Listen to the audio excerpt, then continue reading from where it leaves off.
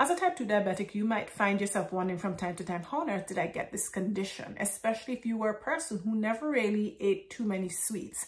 And then you might already be diagnosed and you're doing everything that you're told to do, but too frequently your blood sugar levels are going up and you are just at your wit's end about what else to do other than keep taking more medications. So in today's video, we're going to discuss the real reason, the real cause of type 2 diabetes. And I will tell you that the real reason will surprise you because it's not having too much sugar.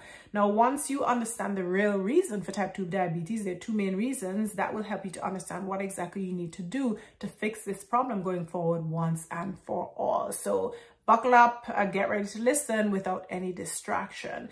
Before we get into the two main reasons or main causes for type 2 diabetes, let's first go over the definition. Like, what is diabetes mellitus? Diabetes refers to flowing through. So in this case, we have water in the form of urine passing through your body.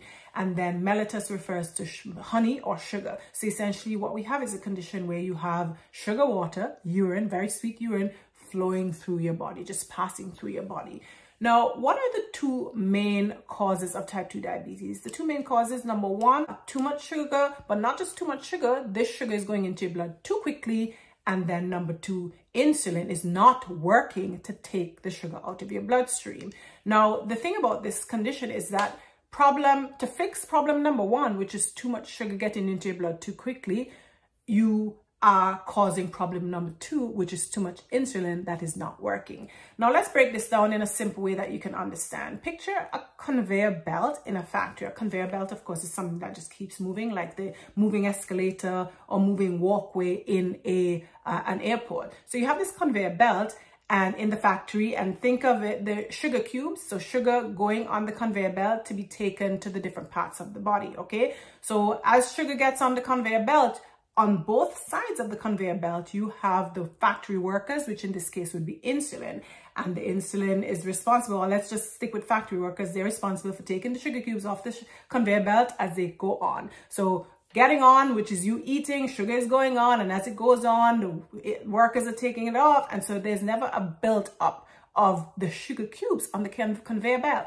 However, if more cubes are getting onto this conveyor belt than they're being removed by the factory workers, you're going to have a clogging of the system, a backlog, and you can have overflow of these sugar cubes off the conveyor belt, causing a bit of a mess, right? So that's the sugar building up in your bloodstream and being higher than normal.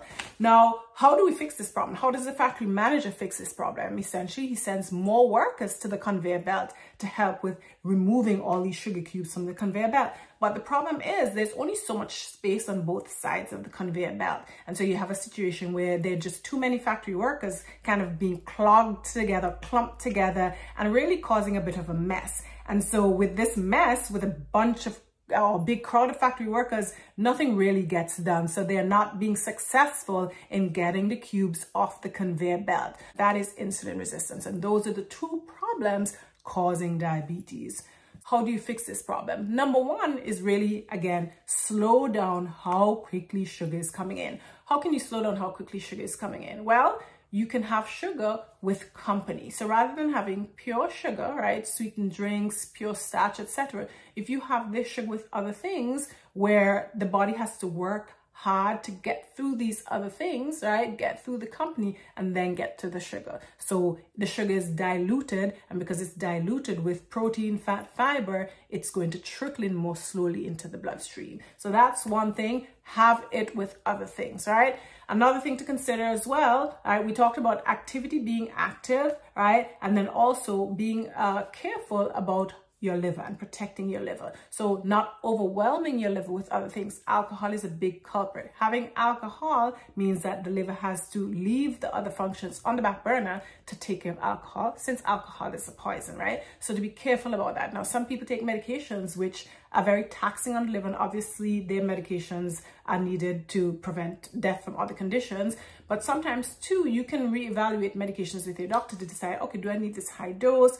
Can I spread out how I take them, and so on and so forth. So there are the things you can do to help decrease the load or the amount of work that the liver has to do. And then sometimes people take different herbal supplements, which may also be taxing on the liver. So you have to look at all the different things that may be contributing to your liver being a little sluggish and not being able to quickly deal with or handle the sugar that's going into your bloodstream. All right. So essentially, if you look at all those things, slow down the amount of sugar going in, then your body no longer needs as much of this insulin. And if your body is not needing insulin, it means that the crowds, again, going back to the conveyor belt, less sugar is going on to the conveyor belt. The factory workers, you don't need all those factory workers. So some of them can go back and report to other duties. And then eventually, once the crowd on both sides of the conveyor belt dies down, the few factory workers left can then start functioning properly again. And because they can function properly again, if you have a slight increase in the amount of sugar going onto the conveyor belt, they're there, they can do their work. Now, again, if you overload the conveyor belt once again, then you're going to have the same problem, and you're going to have that resistance to working that you had when the bottom fell out. All right. 2 main causes of type 2 diabetes. 1, too much sugar getting into your blood too quickly. And then 2, insulin is not working properly to put away that sugar that gets into your blood. If you found this video helpful, definitely share it with somebody else who you think would benefit from this information. And I will see you on the next video. Bye.